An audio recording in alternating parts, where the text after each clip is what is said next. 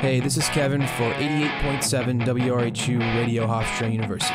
On November 11, 2008, I caught up with musician Ben Kenney before a show at the Blender Theater in New York. You might know him from bands he's played in, from Supergrub, The Division Group, The Brutes, and Incubus. He's currently on the fall leg of his tour promoting his new solo record, Distance and Comfort. When you first started playing like your brothers and stuff, is there any specific instrument that you wanted to grab before they did? Like, did you call, hey, I got dibs on the guitar, I got dibs on the bass? It was actually drums. Like, to the best of my memory, like, there was one morning where I was in my dad's room, and it was like Saturday morning. I remember this so clearly. It was like really early morning, and I was waking him up. Just hassling my dad, because whenever I wake up, I go bug him. And he says to me, and I wasn't really thinking a lot about it. He's like, "You want a drum kit?" And I was like, "Yeah, sure. Let's go outside and do something, whatever." Completely forgot about it. And then I think it was later that week, I came home, from school, and there was a drum kit in the basement. And it was like, you got to be kidding me, And, I never really thought of how crazy it was till I started telling other people about it. And they were like, your parents bought you a drum kit? Like, they wanted you to play, they let you play drums and wanted you to play drums? Like, yeah, that's how it was. People were like, that's not normal. Most parents do not want drums in their house, Yeah, here's a baseball bat, glove. It's good Mm-hmm. for outside. Go down to the park and wreak havoc. Don't do it here. But it started with drums, and that was like the first thing that I did. And I kind of messed around trying to play guitar, but I couldn't really get my head around it until I actually had a little time playing drums. And I was like, okay, now I want to move on and do other stuff. So. Sweet. What was like? I know this is pretty. What was like? Do you remember the first song you ever wrote? Like. I don't remember the first song I ever wrote, but I remember the first songs I recorded. Yeah. Was that like the earlier Supergrub stuff? No. I was about 13, and it was right about that time, 7th grade, 13 years old. My older brothers let me use the studio equipment that they had bought. They bought a 8-track reel-to-reel and a mixer and a bunch of mics and stuff. And I had been watching them record and learning how to record just by watching. And finally, they were like, okay, my brother Ted actually gave me a reel of Ampex 456, which is like a $50 reel of tape, And this is 1990 that this happened. And he's like, here, you can record on this reel. I'm not going to use it anymore. So I started recording. I have 2 songs I did first. One of them was like a beer commercial type sounding thing, because I remember I used to love like the guitars on like the Budweiser commercials and shit. And the second one was like a reggae song that I did that was like really just sloppy and garbage, but it was great. The feeling from actually layering stuff and building stuff had me so excited, and then I was just hooked right then and there. What do you use now? Pro Tools for recording your records? I use Digital Performer. Digital Performer? Everyone else uses Pro Tools, and it's the standard, but Digital Performer is pretty much the same thing.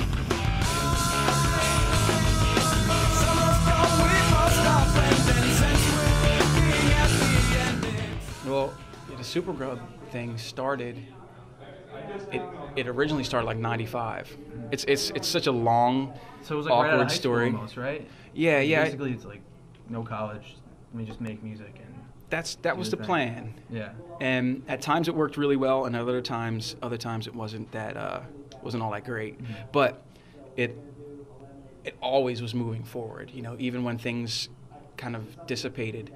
I had a band before Supergrub that I played with in high school, and we did really well for like a high school band. It was kind of popular and did really well, and we were playing shows all over the state and like up in New York even and stuff.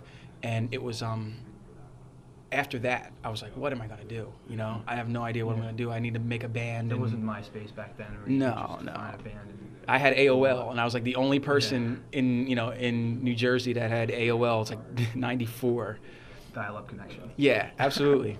But each transition has had its ups and downs. Each time it's been like, okay, my whole life is going to change because of this. My whole life is going to change because of that. Like when the Supergrub thing was always a constant, so it never really was that dramatic. What was going on outside of that was I started playing with these R&B groups in Philly, and then after that I started touring with the Roots, and that happened really quickly. I went. I was just trying to play gigs one day, and the next day I'm on a tour bus with guys, traveling all over the place, playing these big shows and going, okay, I got to take this in, you know, and this is like confusing and exciting but scary at the same time. And they took really good care of me, you know, and kind of educated me on, you know, how to keep your head together in the industry, how not to get like ahead of yourself, how not to think the things that people say are real or the things that people want from you are real or any of that stuff. It's like you're doing something that you started doing for certain reasons. Don't change the reasons, you know? Yeah. And so Super Grub and like Division Group kind of got put on the back burners, like. Yeah. It was a rough time to make that music. Was rough because there was no like the record industry was still strong back then. It was a different thing, but there was no avenue for that. I've had A&R guys at record labels tell me to be like, I love to listen to this, but there's no way I could convince the people at the record label to release this. There's no way I could get them to write you a check to make a record. Mm-hmm. And I had that told to me over and over again. And what that does is just like, man, fuck that, man. It's the most discouraging thing, because it's like you have something that you believe in, that you are creating, and you're trying to create it from an honest place, and then someone else is like, it's great, I won't be able to sell it, but keep doing it. Yeah. You know, so it's like, well, what do I do next? Yeah, so after that for a while, and we would play shows and there'd be nobody there, over and over again, constantly playing shows to no people, and just not really receptive. We had like probably 30 to 50 fans scattered from like Western Pennsylvania to upstate New York, who would go anytime we came anywhere near there, you know, and they were die hard, but it just didn't really go beyond that. And there's a lot of reasons for that. You know, we were playing with punk rock bands and hardcore bands, and what we were doing doesn't fit in with that. Yeah. And, you know, my attitude was just like, well, if you don't like it, whatever, you know. Yeah. So we're going to play, and we're going to play, and you can take it however you want to take it. Yeah, and it was really a time where you had to conform in your originality. You know, like it always is, you know. It's like you can be original as long as you're just like something else that's original that people like already, you know. So it was kind of a pain in the ass. Like not prioritizing that was easy. It was like, okay, I'm going to go play with the Roots because this isn't doing anything, you know. And what about on Challenger, the names of the tracks? You know, 1 through, 18, and then Foster, right in the middle. Oh, yeah. Well, there was no real names for any of the tracks ever. You know, it wasn't until the order came together. Then there was 2 or 3. There's one that's called Faux 75. Mm-hmm. 5. Yeah, and Foster is 13. And then there was other like nicknames we had for them, but they weren't really worthy of the songs being called that. So once we had the order, it was like the whole record is a very anti-theme. It's a very, you know, there's no pictures inside of anybody in the band. There's no listings of anything that's happening. It was made out of a lot of bitterness. So not titling the songs was just another, like, whatever. If you listen to this and you like it, cool. If you don't, song titles will not help, you know. That was it was a real, like, this is what it is, like it or not, you know. 1, 2, 3, 4. And people would say, oh, like any other CD, be like, oh, I like the 5th song on your record. I don't know what the name is. Yeah. Well, it has to be 5. Yeah. Losing grower, it can't be seen, and it hurts inside when they've left me cold and clean, and I can't stop it.